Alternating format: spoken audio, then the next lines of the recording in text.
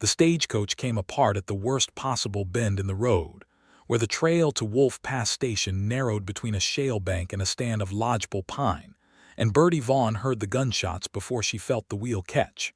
She had been riding backward, facing the rear window, watching the dust rise behind them on the June afternoon when the driver shouted and the whole coach lurched sideways. A wheel spoke splintered. The horses screamed. Bertie's shoulder slammed into the door frame, and then the world tipped, and she was falling with the other passengers into a heap of skirts and satchels and a child's high, frightened cry. Outside, more gunfire cracked across the plain. Men on horseback, faces wrapped in bandanas, circled the wreck like wolves around a downed elk. "Stay down," Bertie said to the boxed-in passengers, though she did not stay down herself. She had trained for 6 years to save lives, not to cower while people bled, and there was a woman pinned beneath the overturned bench seat, her leg twisted at an angle Bertie did not like, and a man slumped against the door with blood spreading dark across his shirt front. She kicked out the cracked window glass with the heel of her boot and hauled herself through it into the dust and noise. That was when she first saw Marshall Malone. He came off the ridge at a dead gallop, coat tails flying, a doctor's satchel lashed behind his saddle instead of a rifle scabbard, though he had a revolver in his hand all the same. He fired once into the air, a warning shot, and shouted something in a voice pitched to carry over gunfire and panicking horses. And the outlaws, seeing a second armed rider and perhaps unwilling to spend more time than a robbery was worth, broke off and thundered away toward the tree line, taking 2 of the coach horses with them, and leaving the rest of the team tangled and screaming in their traces. Marshall was off his horse before it had fully stopped, and he did not waste a single word on introductions. He simply looked at Bertie, kneeling in the wreckage with her sleeves already rolled, and said, "The man first, he's bleeding fastest." "The woman's leg is broken and she's trapped under the bench," Bertie said. "I need you to lift while I pull her free." Then the man. He looked at her for exactly 1 second, the kind of look a person gives when deciding whether to trust a stranger with a life, and then he nodded and put his shoulder under the overturned bench without another word of argument. Together they freed the woman, whose name Bertie would later learn was Mary Coyle, and laid her as gently as they could on a blanket dragged from the coach's boot. Mary's husband, Daniel Coyle, was the man against the door, and by the time Marshall reached him, the wound in his chest had already gone quiet, and there was nothing left for either of them to do but close his eyes. It was Marshall who found the little girl. She was curled beneath the driver's seat, 7 years old, dark braids come half undone, too frightened even to cry, and when Marshall lifted her out into the daylight, she looked past him at the still shape of her father, and then at her mother's white face, and did not make a sound at all, which frightened Bertie more than screaming would have. "What's your name, sweetheart?" Bertie said, crouching in front of her, keeping her voice low and even the way she had learned to do with terrified children in 100 sick rooms before this one. "Sadie," the girl whispered. "Sadie Coyle." "I'm Bertie. This is Marshall. We're doctors, Sadie, and we are going to take care of your mama." She did not promise the child a lie. She only promised what she meant to try. They worked through the wreck for the better part of an hour, the driver Cyrus Webb limping but alive, 2 other passengers shaken but whole, and Mary Coyle's leg splinted as well as the roadside allowed, before a wagon came down from Wolf Pass Station, summoned by a rider Marshall had sent ahead, and they loaded the wounded for the last 3 miles to the settlement. Bertie rode in the wagon bed beside Mary Coyle, holding pressure where the shattered bone had come near enough the skin to worry her, and she watched Marshall Malone ride alongside on his tall bay horse, upright and silent, his jaw set like a man who had done this before and would do it again, and did not intend to let anyone see what it cost him. She did not yet know that she had failed to save a woman very much like this one, 3 months and 400 miles behind her, in a town called Elk Fork Crossing. She did not yet know that the ghost of Ruth Palmer rode with her still, in the set of her shoulders and the speed of her hands. But she knew, watching Mary Coyle's face go gray with pain, that this time she meant to move faster, argue less, hesitate never. This time, she promised herself, she would not be too late. Wolf Pass Station sat at the mouth of Copper Pass, where the last of the Sweetgrass Flats ranch country climbed up into the shoulders of the Bitterroot foothills, a scattering of log buildings and corrals around Holly's Bragg's trading post, the only settlement for 40 miles in any direction that could be called more than a crossroads. It was, Bertie had been told by the Territorial Medical Board in Helena, the loneliest posting in the district, and the reason it needed a second physician was that no one had stayed longer than a season in 3 years. She had not been told the whole reason until Holly's Bragg himself, a broad, gray-whiskered man with an apron perpetually dusted in flour, met her on the porch of the trading post, while Marshall carried Mary Coyle inside to the room that served as an examination ward. "You'll be Dr. Vaughn," Holly said, looking her over with the frank curiosity of a man who did not see many new faces. "We were told to expect you on the next coach, though I confess I did not think you'd arrive quite so dramatically." "Neither did I," Bertie said, watching the door Marshall had disappeared through. "Is he always like that?" "Like what?" "Silent. He hasn't said 10 words to me, and we just pulled 4 people out of a wreck together." Holly's expression softened into something like sympathy, though whether it was for her or for Marshall, Bertie could not tell. "Dr. Malone doesn't waste words on strangers, ma'am. Doesn't waste much of anything, if I'm honest. He rides between 6 settlements on that circuit of his, sleeps maybe 4 hours a night, and hasn't smiled where I could see it in going on 3 years. Folks around here call him cold. Unmovable, some say. He had a helper once, a young man from Missoula, tried rearranging his supply shelves to be more efficient, and Dr. Malone sent him packing on the next stage without so much as a raised voice. Just looked at him and said his services were no longer required. So I'd walk soft around him if I were you, Dr. Vaughn. Whatever brought you out here, I doubt he asked for the company."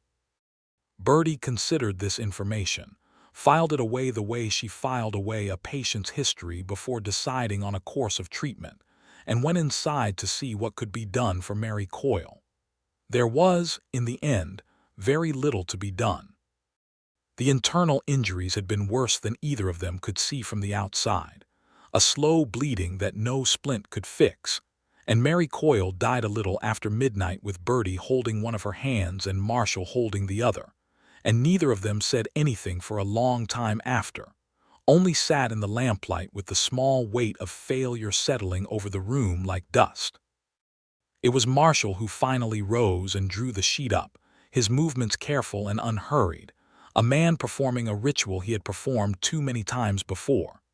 "You did everything that could be done," he said, and Bertie realized it was the first full sentence he had spoken to her since the road, and that he had said it not to comfort himself but to comfort her, though his voice held no more warmth than a man reading from a ledger.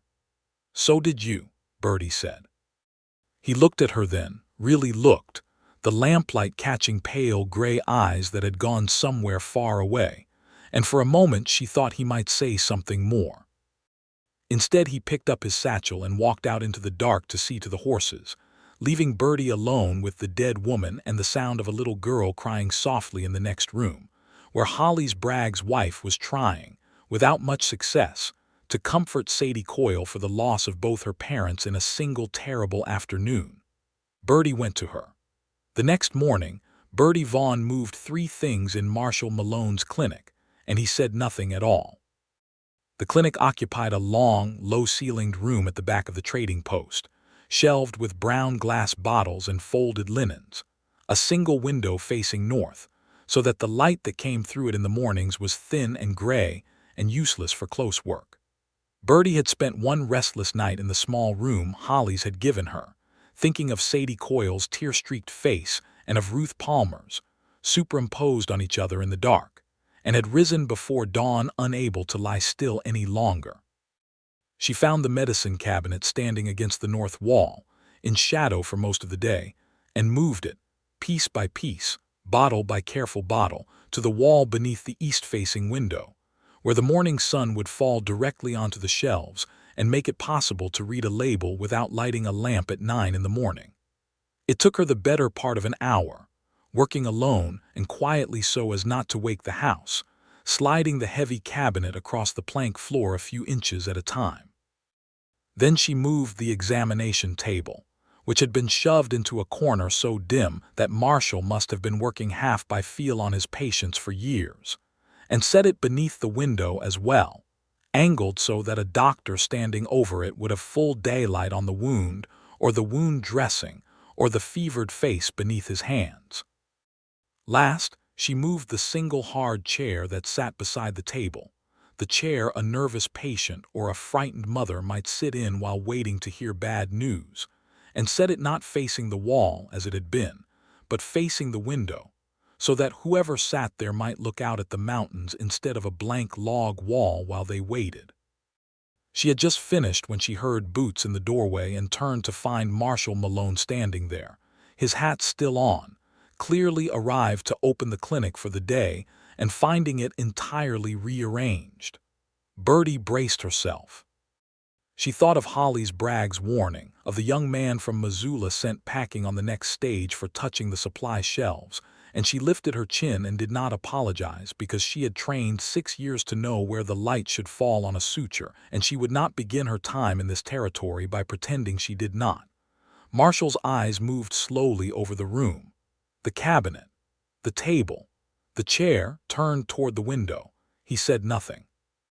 He crossed to the cabinet, opened it, checked that the bottles were still ordered as he expected them to be even in their new position, closed it again, and then he hung his coat on the peg by the door and began laying out his instruments for the morning as though nothing at all had changed.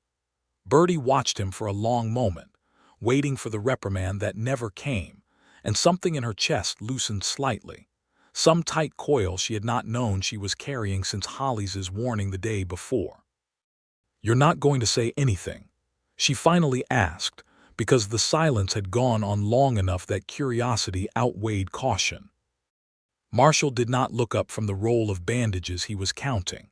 "The light's better," he said. "You're right about the light." That was all. 4 words of agreement delivered as flatly as a man reporting the weather, and then he moved on to the next task as though the conversation, such as it was, had reached its natural conclusion. Later that morning, Holly's Bragg's wife, a round, kind woman named Prudence who ran the trading post's small kitchen, drew Bertie aside with wide eyes. "You moved his cabinet," she said, in the hushed tone of a woman reporting a miracle. "The Missoula boy touched one shelf one time, and Dr. Malone had him gone within the week. And you moved the whole room around and he said nothing at all." "He said the light was better," Bertie said. Prudence Bragg looked at her for a long moment, something calculating and hopeful moving behind her eyes, though she said nothing more of it then, only patted Bertie's arm and went back to her bread. Bertie herself did not know what to make of it. She told herself it meant nothing, that a practical man had simply recognized a practical improvement and had no energy to spare for pride. But she found herself, over the following days, watching Marshall Malone with a new attention, cataloging him the way she cataloged a patient with an unusual presentation, trying to understand what lay beneath the composed, silent surface he showed the world. What she found over the following 2 weeks was a man who rode 140 miles of circuit between 6 scattered settlements, sleeping in lined shacks and ranch houses and sometimes not at all, treating broken bones and fevers and difficult births with the same unhurried competence he had shown at the stagecoach wreck, never raising his voice, never turning away a patient who could not pay, and never, in all that time, smiling. She learned his patterns the way she had once learned the rhythms of a fever, by patient observation. He rose before light and worked until well after dark. He ate standing up, usually with a book propped against something, usually a medical journal, though once she caught him with a battered volume of poetry that he closed quickly and did not explain.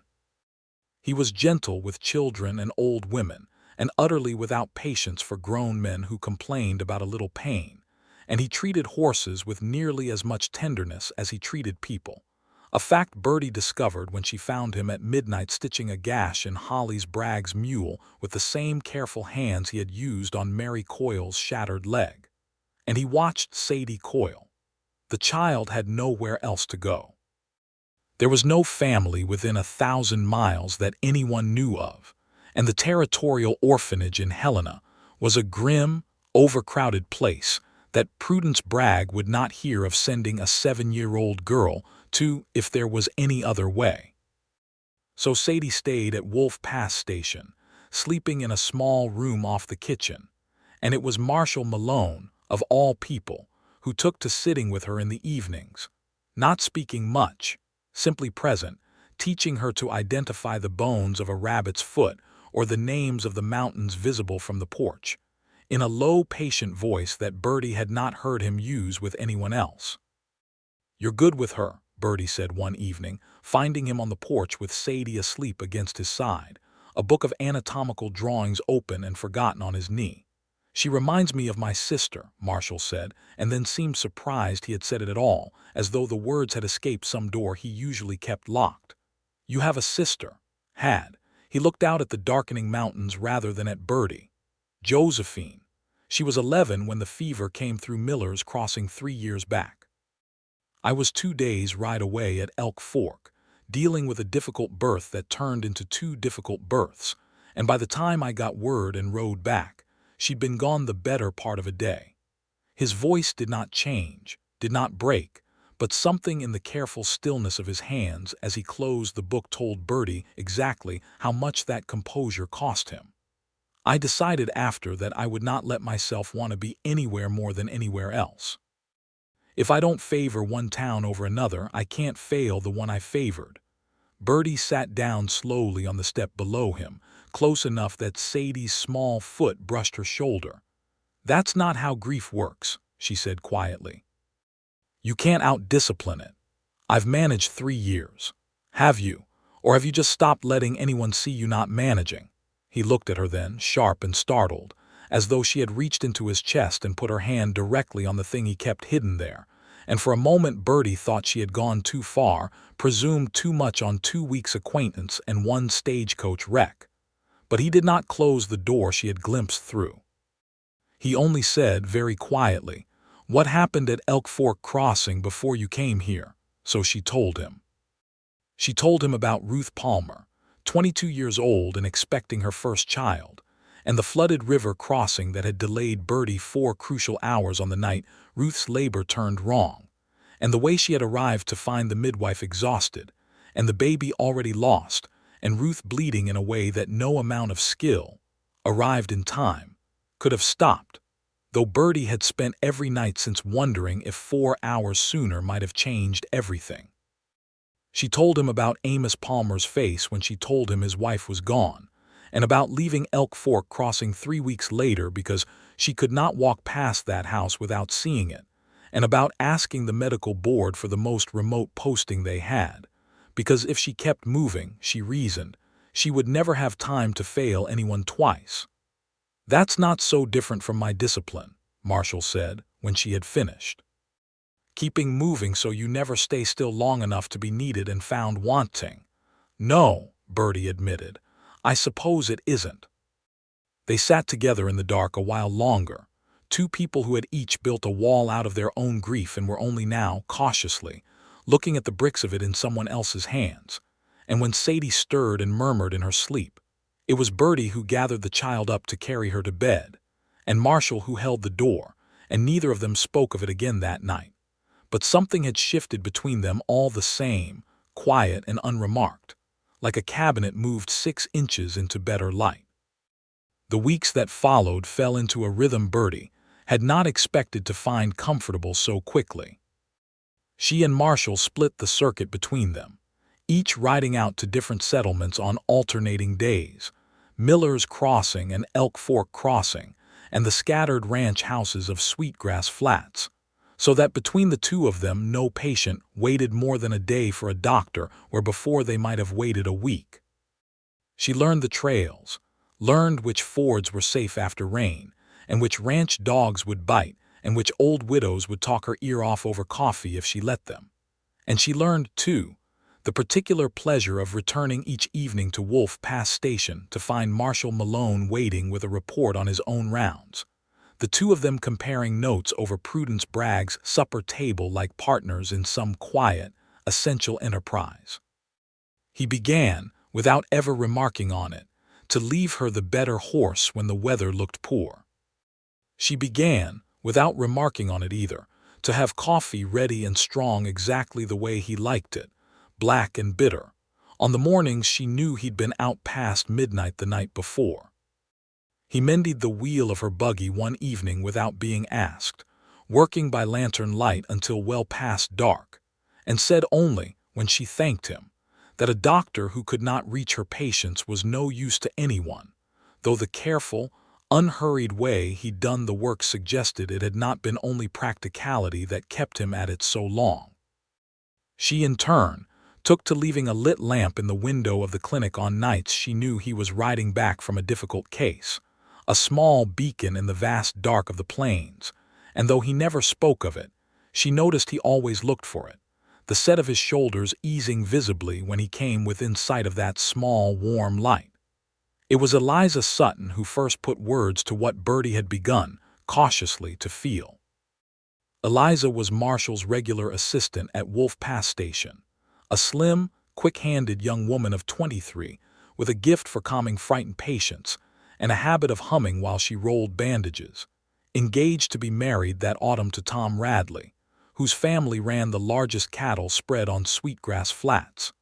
She had watched Bertie and Marshall's careful new orbit around each other for 3 weeks with an amused, knowing eye before she finally said anything. "You know he asked Hollies about you," Eliza said one afternoon, as she and Bertie folded linens together in the clinic's back room, "before you even arrived. Wanted to know if the new doctor coming out had good references, sound judgment, steady hands. Holly said Dr. Malone had never asked a single question about any of the 3 doctors who came before you and left inside a season. He was concerned about competence," Bertie said, though she felt color rising in her face.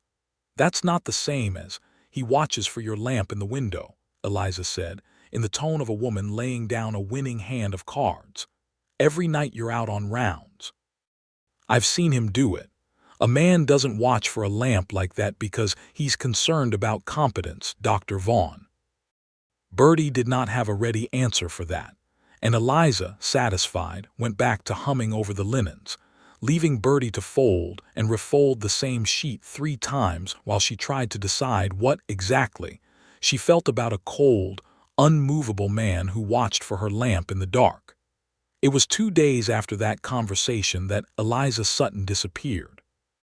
She had gone missing sometime in the night, between the last time Prudence Bragg saw her retire to the small room she shared with 2 other unmarried women at the trading post, and the morning, when her bed was found empty and unslept in, her good traveling dress and her mother's silver locket, and a canvas grip missing from beneath her cot. There was no sign of struggle, no overturned furniture, no torn clothing, no blood.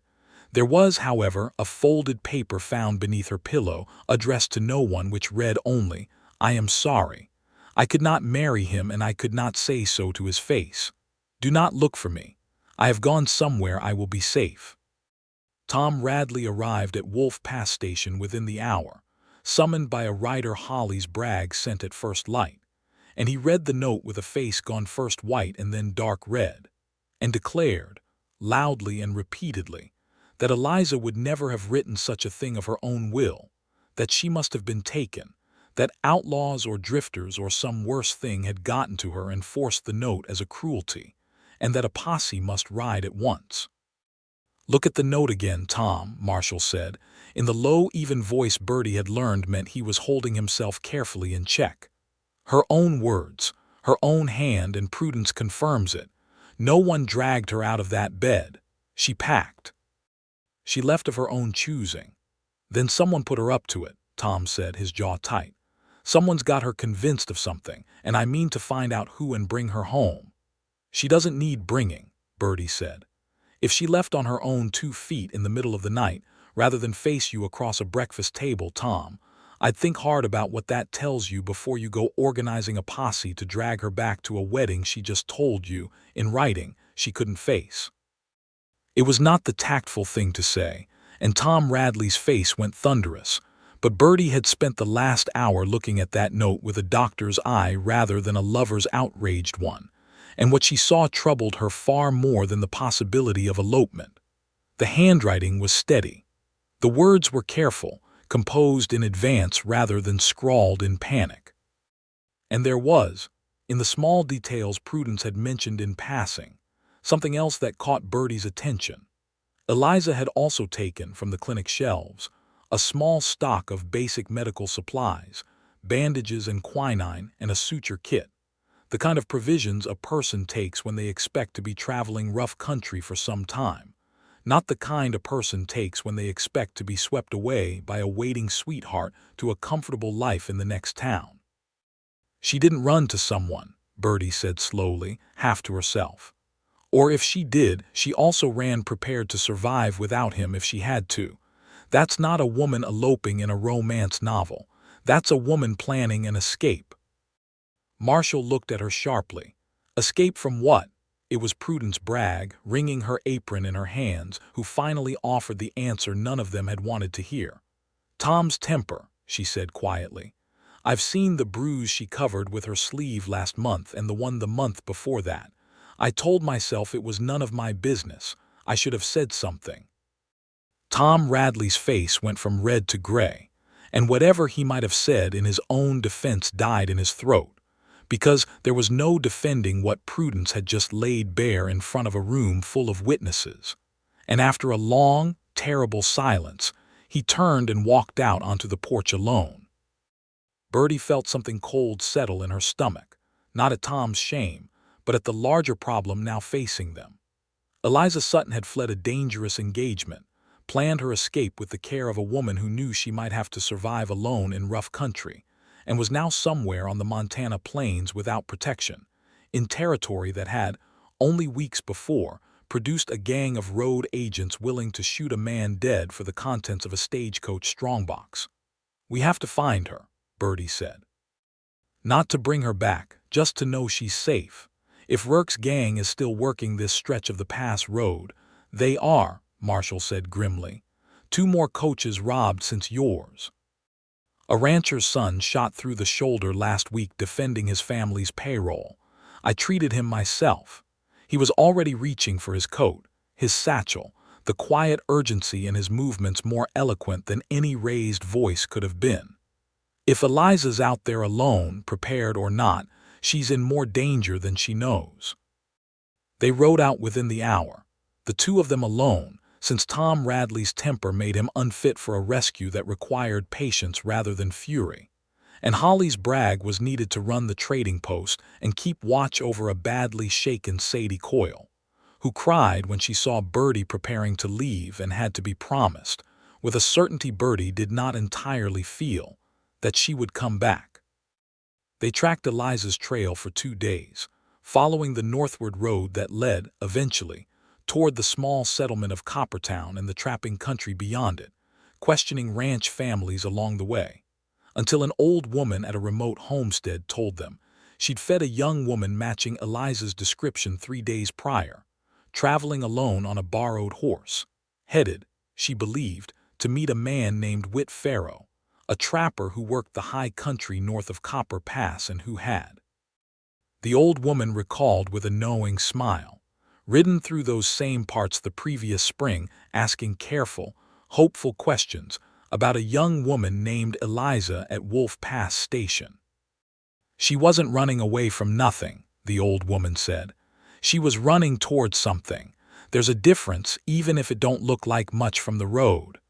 It was a comfort, but a brief one, because the trail beyond the homestead told a darker story. Half a day further on, in a dry creek bed where the old wagon road narrowed between 2 rock outcroppings, they found signs of a struggle.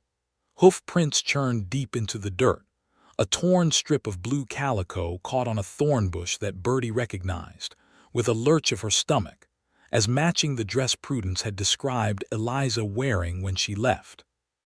There was blood on a flat rock nearby, not a great deal, but enough to quicken both their pulses, and no sign of Eliza or her horse anywhere beyond that point. "Rourke's men," Marshall said quietly, crouching over the tracks with the same careful attention he gave a wound. "6 horses, maybe 7. They came on her here." His jaw was tight. "This is recent. A day, perhaps less." "Then she might still be alive," Bertie said. "If they meant to kill her outright, they wouldn't have taken her horse and left her walking, or taken her with them. Outlaws like Rourke don't waste a captive without reason."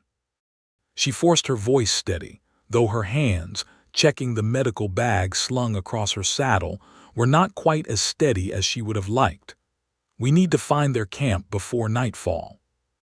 They found it an hour before sunset, tucked into a fold of the foothills where a spring kept a stand of cottonwoods green even in the dry heat of late June, smoke rising thin and careless from a low fire, 5 horses picketed nearby, and tied to a cottonwood at the camp's edge with her wrists bound, but her chin lifted in defiance.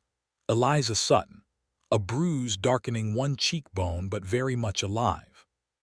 Bertie and Marshall left their horses a quarter-mile back and came the rest of the way on foot, moving with the particular quiet of people who had spent years learning to move softly around the sick and the frightened.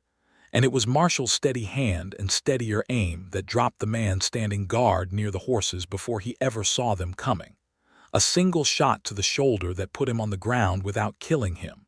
A mercy Bertie noted even in the chaos of the moment, because Marshall Malone, cold as the town called him, could not seem to bring himself to kill a man, even one, who deserved considerably less consideration than he was receiving.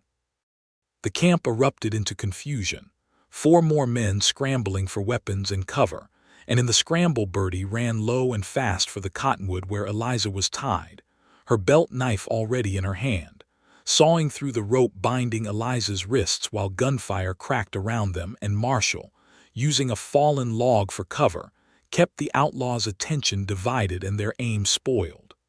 "Can you run?"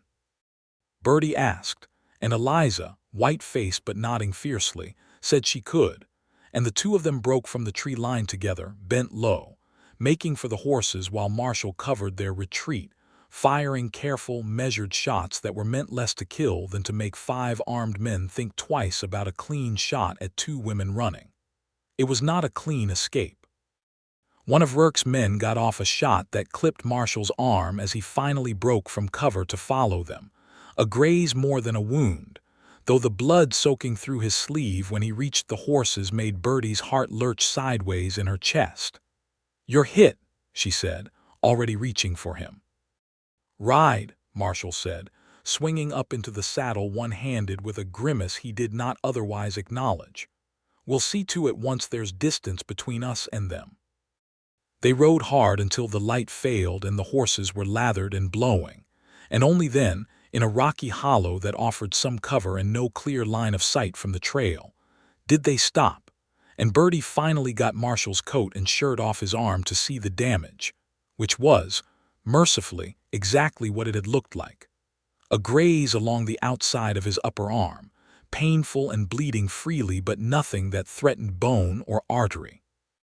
Her hands were steady as she cleaned and dressed it, though something in her chest was not steady at all, some tremor of fear that had lodged there the moment she saw blood on his sleeve and had not entirely left even now that she could see for herself he would be fine. "You went in without a plan," she said, more sharply than she intended, tying off the bandage perhaps a shade tighter than strictly necessary. "You could have been killed." "So could you," Marshall said, watching her face rather than his own arm. "You ran into a camp of 5 armed men with nothing but a belt knife. That's different. How is it different?" Bertie opened her mouth to argue and found, to her own surprise, that she had no answer that did not sound like an excuse, and Marshall, watching the struggle play out on her face, reached up with his uninjured hand and caught her wrist gently, stilling her restless fussing with his bandage. "I was afraid for you," he said quietly, the words coming slow and difficult, like a man unaccustomed to the shape of them in his mouth. "The whole time we were riding out here, I kept thinking about what would happen if something went wrong and I couldn't reach you in time. I have not let myself think that way about anyone since Josephine. I did not know I still could." Bertie went very still. "I was afraid for you too," she admitted. "When I saw the blood on your sleeve, I thought." She stopped, because the thought had been too large and too frightening to finish even now, in the safety of having him whole and breathing in front of her. "What did you think?"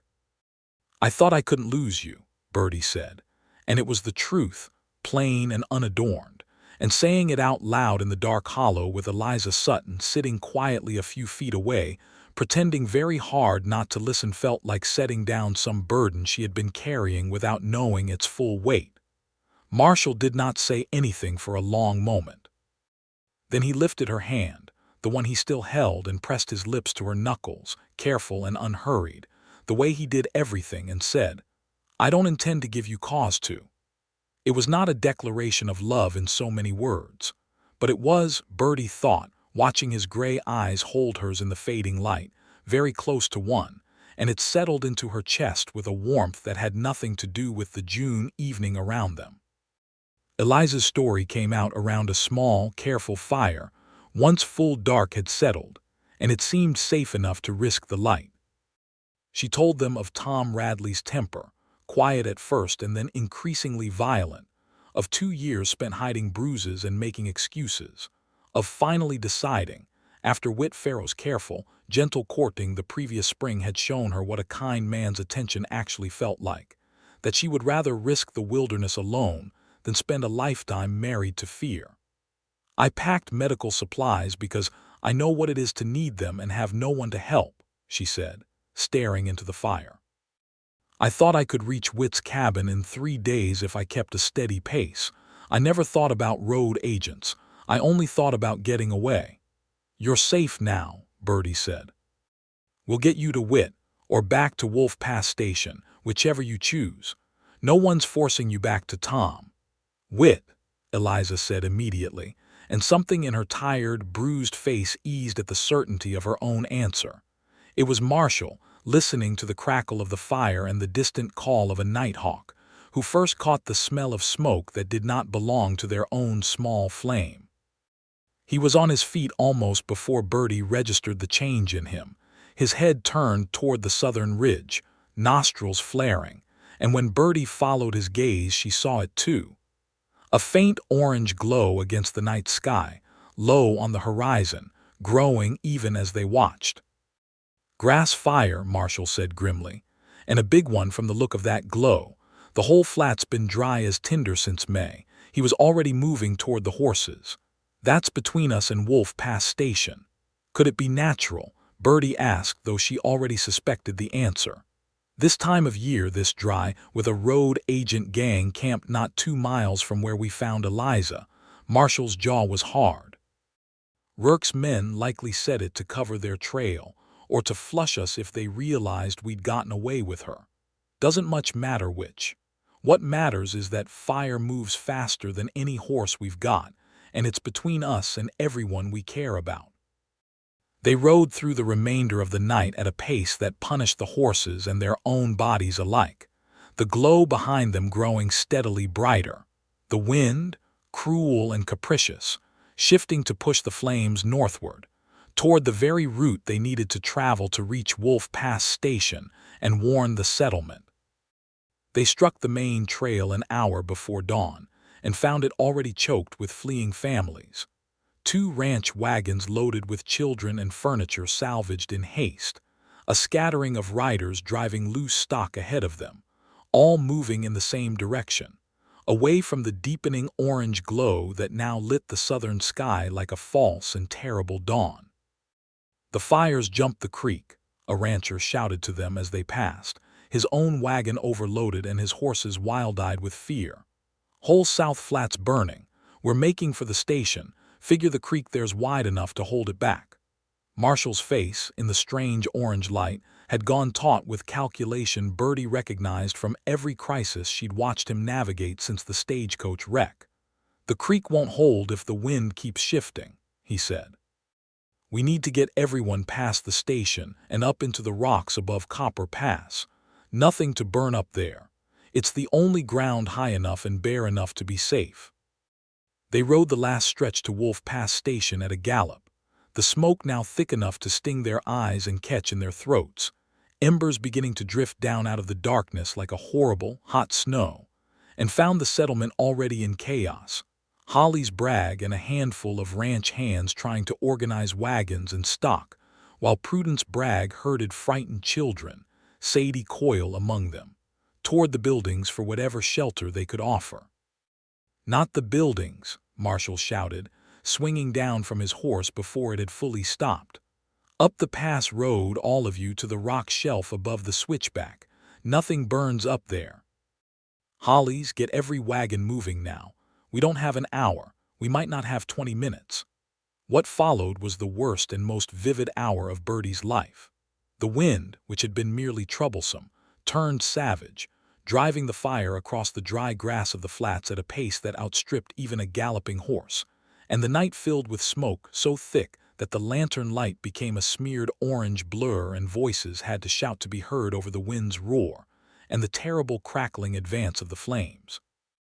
Horses, maddened by the smell of smoke, fought their handlers and had to be blindfolded with wetted cloth before they would move at all, and Bertie found herself working alongside Marshall and every able hand at the station, soaking scarves and shirts in the trough water to tie over noses and mouths, loading the youngest children into the fastest wagons, and personally leading a terrified, plunging horse by its bridle with a wet cloth over its eyes while Sadie Coyle rode clinging to the saddle in front of her. Too frightened even to cry, her small hands white-knuckled in Bertie's coat.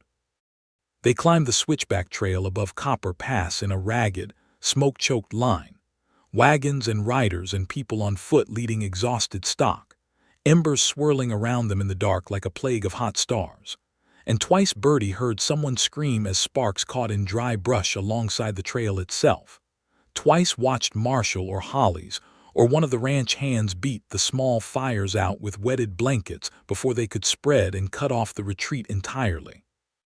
Halfway up the switchback, a wagon wheel caught in a rut and threw an elderly woman, Widow Halloran from the eastern edge of Sweetgrass Flats, hard onto the rocky trail, and it was Marshall who reached her first, checking with quick, sure hands for broken bones while the fire's glow lit his face orange and grim, and finding none, he lifted her bodily onto his own horse and led the animal the rest of the way on foot himself, giving up his mount entirely rather than leave an injured woman to walk.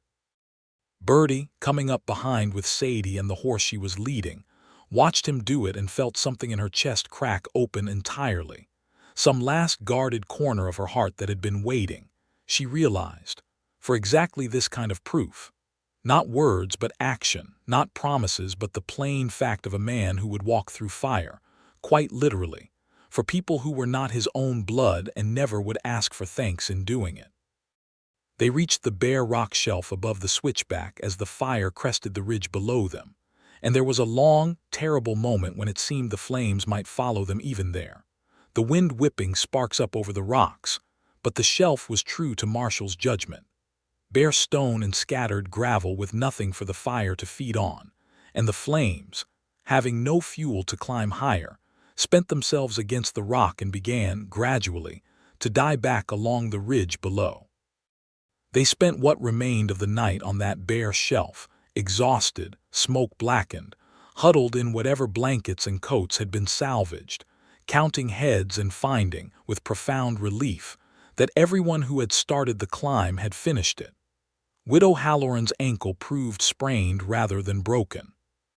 Sadie Coyle, once the worst of the smoke had cleared and the fire's roar had faded to a distant crackle, finally allowed herself to cry, and it was Bertie who held her while she did, rocking her gently in the gray light before dawn, and Marshall who sat close beside them both, his bandaged arm around Bertie's shoulders as much for his own comfort as hers, the three of them forming an accidental, unspoken family in the ashes of that terrible night.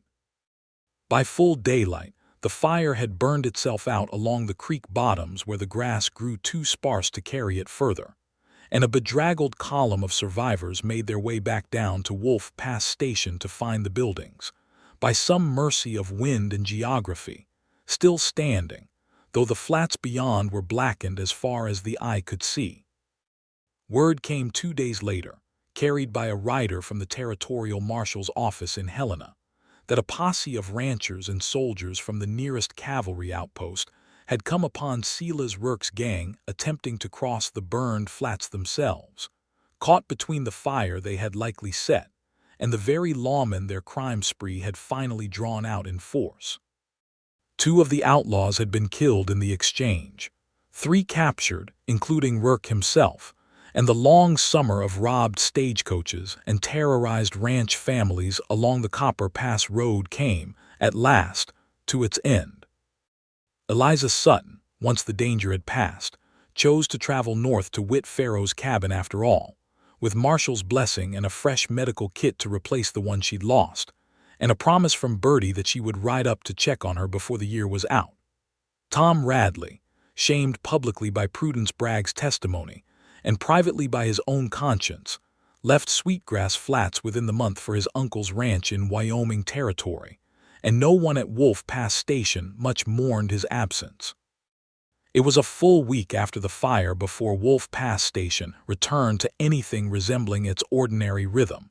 The clinic reopened, the circuit rounds resumed, the blackened flats beginning already to show the first green stubble of new grass pushing up through the ash. Bertie found herself, on a warm evening in early July, sitting on the porch step where she had first heard Marshall speak of his sister, watching Sadie Coyle chase fireflies across the yard with a freedom the child had not shown since the day of the stagecoach wreck, and feeling, for the first time in longer than she could easily remember, something that was not quite grief and not quite fear, but simply peace.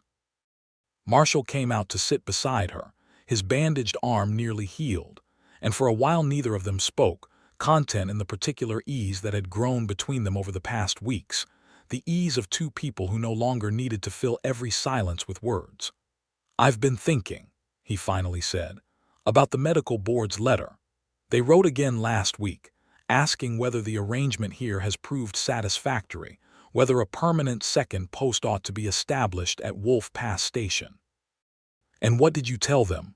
"I haven't answered yet. I wanted to know your answer first." He turned to look at her, and in the lantern light from the window behind them, Bertie could see that whatever careful composure he had once used like armor had entirely fallen away, leaving only a man asking a question that mattered to him more than he could easily say. "I don't want you assigned somewhere else next spring, Bertie. I don't want to go back to riding this whole circuit alone, coming home to an empty clinic, watching for a lamp in a window that isn't lit because you've been sent 400 miles away to some other lonely posting. I want," he stopped, visibly gathering himself, a man unused to reaching for words this large. "I love you. I think I have since you moved my cabinet 6 inches into better light and dared me to say something about it. I'm asking you to stay, not because Wolf Pass Station needs a second doctor, though it does, but because I need you, specifically you, in a way I did not think I would ever let myself need anyone again." Bertie felt her eyes sting and did not try to stop them. "I moved 3 things that first day," she said, half laughing through the tears. "The cabinet, the table, and the chair. I was so certain you'd send me packing on the next coach." "I almost did," Marshall admitted, "for about the length of time it took me to see what you'd done with the light. Then I understood you'd fixed something I hadn't even let myself notice was broken, and I didn't have it in me to be angry about that. I think, if I am honest, some part of me decided that morning that I wanted you to stay, long before either of us said a word about it." "I love you too," Bertie said, because it was true, and because she had spent enough of her life running from things that frightened her to know the difference now between fear and foolishness. "I don't want to keep moving anymore, Marshall. I want to stay here with you and with Sadie and build something that lasts instead of always leaving before it can." He kissed her then, gently, his hand coming up to cradle her face with the same careful, sure touch he used on every fragile thing entrusted to his care, and Bertie kissed him back with all the certainty of a woman who had finally, after so much loss, found solid ground to stand on. Sadie Coyle, catching sight of them from across the yard, stopped chasing fireflies long enough to grin. A wide, unguarded, delighted grin that was the first Birdie had seen from her since the day of the wreck, and came running up onto the porch to wedge herself between them, entirely unbothered by the interruption, demanding to know what they were smiling about. "We're going to stay here," Birdie told her, gathering the girl into her lap. "All three of us together." Sadie considered this with the grave seriousness of a 7-year-old weighing important matters. "Does that mean you're going to be my family now?" Marshall's hand found Birdie's over the child's head, and he answered before Birdie could, his voice steady and certain in a way it had not been in 3 long years. "If you'll have us," he said, "then yes, that's exactly what it means." They were married in September, on a mild gold afternoon with the last of the summer's warmth still lingering over Sweetgrass Flats, in a ceremony small enough to fit on Holly's Bragg's porch, and witnessed by nearly every family within 30 miles who owed their lives, in one way or another, to the 2 doctors who had chosen, at last, to stop moving and put down roots in the loneliest, most beautiful stretch of Montana territory either of them had ever known. Prudence Bragg cried through the entire ceremony. Holly's gave away the bride, since there was no other family present to do it, and did so with visible pride. Eliza Sutton rode down from Whit Farrow's cabin to stand as witness, glowing with a happiness of her own that suited her far better than the frightened, bruised woman Birdie had cut free from a cottonwood tree in July. And Sadie Coyle, dressed in a new blue calico gown Prudence had sewn for the occasion, stood between them at the front of the small gathered crowd, holding one hand of each, formally and legally adopted into the Malone household in a paper signed, and witnessed the very same week, no longer an orphan but a daughter, claimed by 2 people who had each, in their own way, learned that loving someone fully was not a weakness to be guarded against but the very thing that made a hard, dangerous, beautiful country worth staying in. That winter, when the snows came heavy over Copper Pass and closed the high trails until spring, Wolf Pass Station settled into a different kind of rhythm than either doctor had known before. Shared rounds when the weather allowed, a clinic run by 2 steady sets of hands instead of one exhausted pair, evenings by the fire with Sadie between them learning her letters, and a marriage built not on rescue and gratitude, but on the plain, daily choice each of them kept making, over and over, to show up for the other, to notice what the other needed before it had to be asked for, to move whatever needed moving so the light would fall right, and to say nothing when nothing needed saying, because by then they understood each other well enough that words, most days, were simply not required. Birdie Vaughn Malone never did move again after that. She had spent years running from the fear of staying too long in any one place, of being needed and found wanting, and had found, in the end, exactly the opposite of what she feared.